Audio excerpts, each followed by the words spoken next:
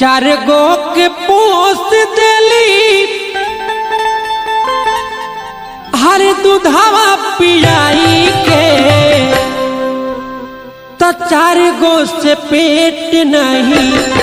भर एगो माई के चार गो से पेट नहीं भर एगो माई के चार गो से पेट नहीं भर एगो माई के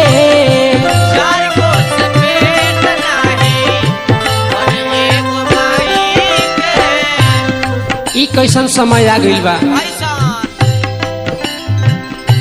चार गो के पोस देली दूधावा पियाई के चार गो के पोस देली दूधावा पियाई के चार गो के पोस